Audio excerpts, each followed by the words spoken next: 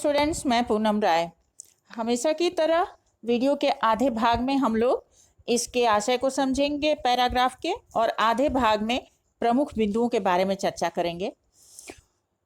बाल गोविंद भगत की मौत उन्हीं के अनुरूप हुई थी। वह हर वर्ष गंगा स्नान करने जाते थे। स्नान पर उनकी उतनी आस्था नहीं थी जितना संत समागम और लोक दर्शन पर थी। वे पैदल ही 30 कोस की यात्रा करके गंगा नदी के यहाँ जाते थे। साधुओं को संबल लेने का क्या हक, और किसी गृहस्थ को भिक्षा मांगना उचित है नहीं। कहने का तात्पर्य ये कि बाल गोविंद भगत घर से खाकर चलते थे तो फिर वापस घर ही लौट कर खाते थे। रास्ते में वो खजड़ी बजाते और जहाँ प्यास लगती वहाँ पानी पी लेते थे। 4-5 दिन आने जाने में लगते थे, किंतु इस लंबे उपवास में भी वे बड़ी मस्ती से रहते थे।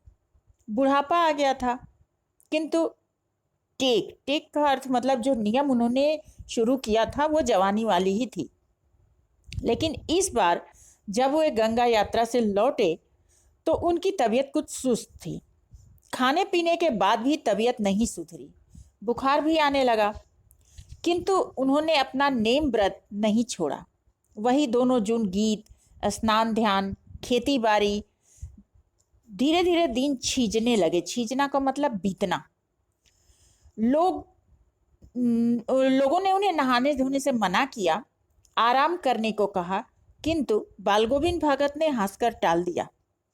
उस दिन शाम को भी उन्होंने संध्या में गीत गाए, किंतु मालूम होता था जैसे तागा टूट गया हो और माला का एक एक दाना बिखर गया हो। भोर में लोगों को गीत नहीं सुनाई दिया। जब जाकर देखा तो बाल गोविंद भगत नहीं थे, उनका अस्थि पंजर पड़ा हुआ था। अब इसमें के प्रमुख बिंदुओं के बारे में चर्चा कर लेते हैं। बाल गोविंद भगत की मौत उनके अनुरूप ही हुई थी, कैसे कह सकते हैं। भगत जी की मृत्यु वैसे हुई थी जैसे उन्होंने अपना जीवन बिताया था। आजीवन भक्ति भाव से जिए थे। मरते समय भी उनका ये भक्ति भाव बना रहा।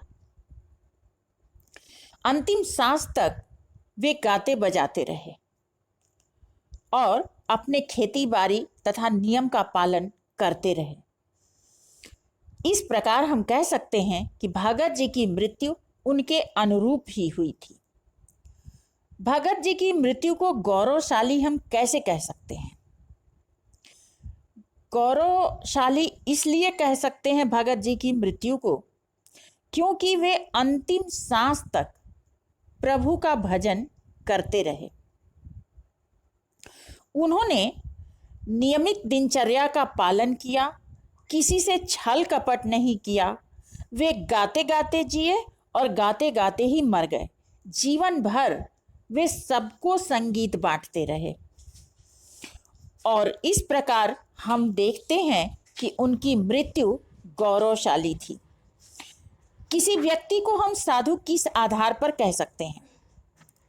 वास्तव में किसी को पहनावे के आधार पर हम साधु नहीं कह सकते, किंतु यदि उसका व्यवहार परोपकारी, निस्वार्थी, सत्य, अहिंसा, राग द्वेष से अलग तथा निष्कपट हो तो ऐसा व्यक्ति परमात्मा से जुड़ा होने के कारण साधु कहलाने का अधिकारी होता है। और ये चीज़ बाल गोविंद भगत में थी, इसलिए हम उन्हें साधु कह सकते हैं।